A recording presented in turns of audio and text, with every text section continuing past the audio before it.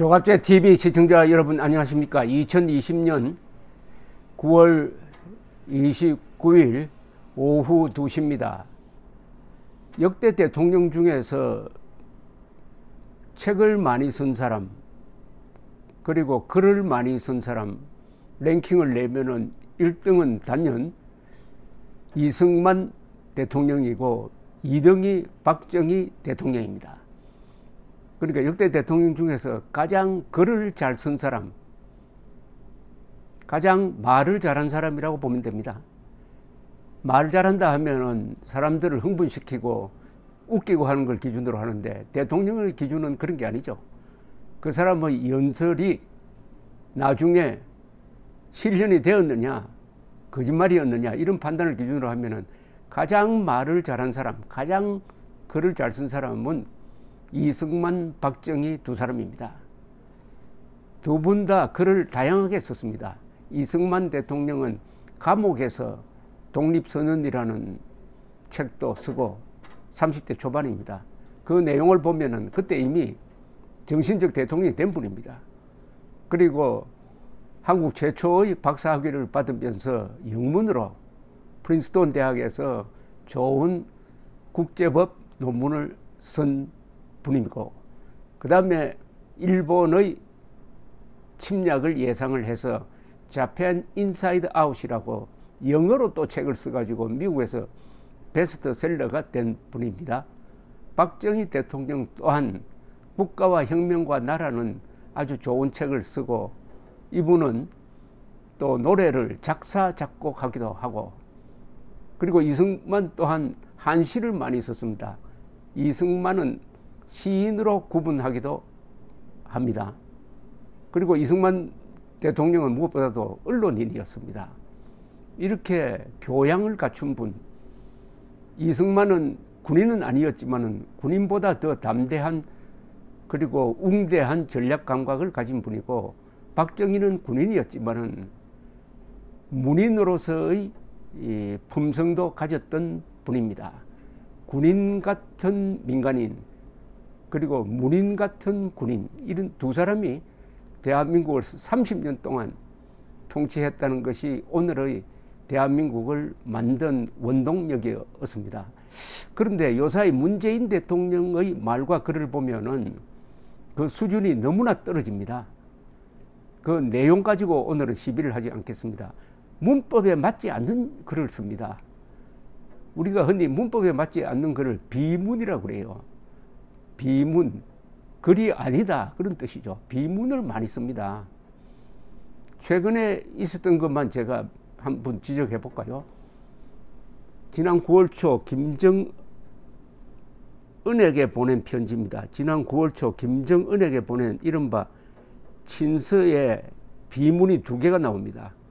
이런 대목이 있습니다. 특히 국무위원장님의 생명 존중에 대한 강력한 의지에 경의를 표합니다. 국무위원장님이라고 하면 안 되죠. 국가 공식 문서에 님이란 표현을 쓰면 안 되죠. 위원장 안에 벌써 존칭이 들어가 있습니다. 장 안에. 그리고 내용으로 따지면은 반인도 범죄자로 유엔에 의해서 규정된 김정은이가 생명 존중의 의지를 가지고 있다고 하니까 이것도 내용상 이게 비문입니다. 내용상 문법에 맞지 않는 것은 아니지만은 내용으로 보면 이거는 문장이 아닙니다. 그 다음에 또 하나 있습니다. 우리 8천만 동포의 생명과 안위를 지키는 것은 우리가 어떠한 도전과 난관 속에서도 반드시 지켜내야 할 가장 근본일 것입니다. 우리 8천만 동포의 생명과 안위를 지키는 것은, 여러분, 안위를 지킨다는 요새 이야기를 정치인들이 연설할 때 많이 하는데 그게 한자로 써야 이게 정확한 표현이 됩니다. 안위는 안전하다 할 때 안자와 위험하다 할 때의 위자를 같이 쓰는 겁니다. 그러니까 안전과 위험을 줄여가지고 안위라고 하는데, 여기서 문재인 대통령은 안위를 지키는 것은 우리가 꼭 해야 할 일이다. 안전을 지키는 것은 꼭 해야 할 일이지만은 안전과 위험을 같이 지킬 필요가 뭐가 있습니까? 이거는 틀린 말입니다. 안전을 지키는 것이 우리의 근본이다라고 해야 될 텐데 안전과 위험을 같이 지킨다. 그러니까 문재인 대통령은 지금 안전과 안위를 구분하지 못하고 있어요. 이게 무슨 어려운 한자도 아닙니다. 근데 이게 처음이 아니에요. 안위는 한자로 이렇습니다.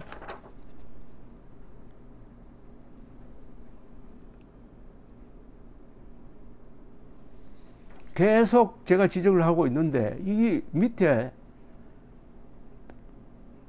써주는 사람이 아무리 웅털이라도 한두 번도 아니고 계속 이런 잘못된 용법을 써서 대통령을 아주 욕보이고 있는 것입니다. 문재인 대통령이 2017년 9월 28일 제69주년 국군날 기념사에서 이런 이야기를 했습니다. 우리 정부와 군은 국민과 조국의 안위를 지키는 일에 그 어떤 주저함도 없을 것입니다. 조국의 안전만 지키면 되지 조국의 위험을 왜 지킵니까? 그럼 망하라는 뜻 아닙니까? 2017년 합동참모본부 순시에서는 국가 안위라는 본연의 임무에 매진해 주셔서 매우 든든합니다. 국가 안위가 아니죠. 국가의 안전이죠. 국가의 안전. 국가의 안전. 물론 다른 대통령도 가끔 안위라는 실수를 한 적이 있습니다. 박근혜 대통령도 안위라는 표현을 이게 한자를 안 쓰다가 보니까 이게 국가 지도부에 있는 사람들도 어휘력이 떨어지고 말았습니다. 어휘력이 떨어진 게 이런 식으로 나타납니다. 이런 창피가 어디에 있습니까? 그것도 한두 번도 아닙니다. 이런 창피가 어디 있습니까? 그러니까 대한민국의 오늘의 위기는 어휘력의 위기입니다. 한자를 쓰지 않다가 보니까 대한민국의 국어사전을 보면은 70%가 한자로 표기해야 할 단어입니다. 이거를 안위처럼 한글로 쓰다가 보니까 발음은 되는데 뜻이 새겨지지 않아 가지고 이게 몽롱하게 되었습니다. 사람들이 대화를 할 때 보면은 몽롱하게 합니다. 한글의 우수성은 있죠. 한글 일줄만 배우면 읽을 수는 있습니다. 그러나 한자어를 한글로 표기해 놓으면은 읽어도 무슨 말인지 알 수가 없습니다. 무슨 뜻인지 알 수가 없으니까 바로 안위죠. 안위는 한자로 표기했어야죠. 문재인 대통령의 비극은 한자를 멀리하고 있다.